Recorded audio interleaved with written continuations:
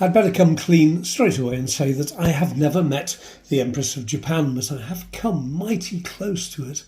Of all the different alternatives, one holiday we've found suits us well is a cycling tour in the company of others, and especially in France, a country we have come to love, having taken the children there on camping holidays many times.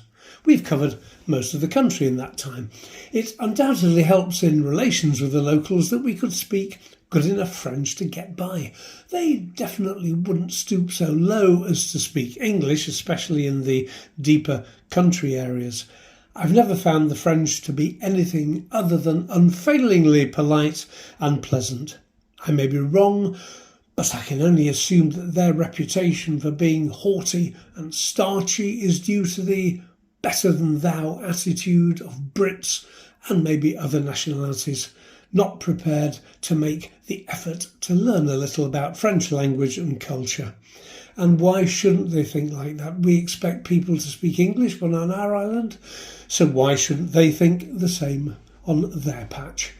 Our first venture there on two wheels was with the specialist tour company, French Cycling Holidays, who seem to have garnered many favourable reviews. We couldn't have made a better choice and have made many trips with them over the years, taking in Provence, including a slow ride up the iconic Mont Ventoux at 2,000 metres, the Languedoc, the Dordogne and the Loire Valley.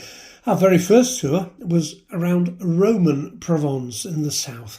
We arrived in Avignon on one of France's wonderful high-speed trains, a treat in itself, before being collected by Mike, who owns French Cycling Holidays, and his co-host Henry. Hearty breakfasts, picnics at lunchtime, sumptuous evening meals were the order of each day, with suitcases taken on by the group van. Well, all we had to do was to cycle around 40 miles a day and lap up the scenery.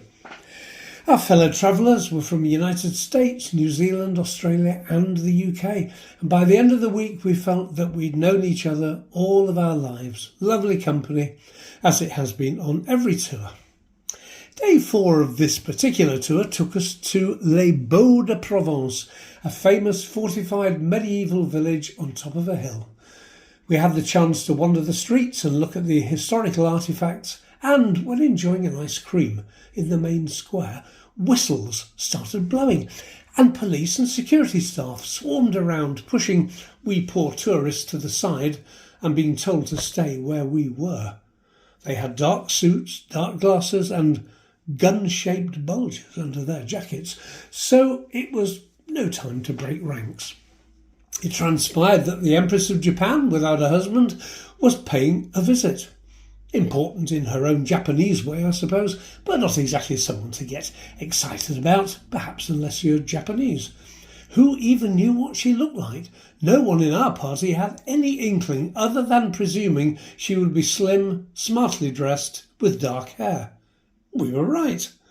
We needed to be off on our bikes again to maintain our day's schedule, but were being held back for what seemed like an unreasonable time. It seemed like an appropriate moment for a show of resistance. So, being bored and British and feeling mischievous, some of us started whistling the theme from Bridge on the River Kwai, the classic 1957 war film about the building of the Burma Railway by prisoners of war, overseen by the cruelest of Japanese troops. There were muffled sniggers around us, but not a move from the security staff.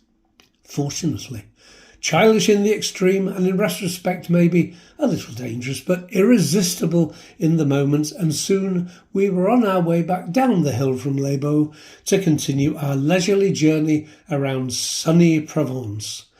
Memorable times.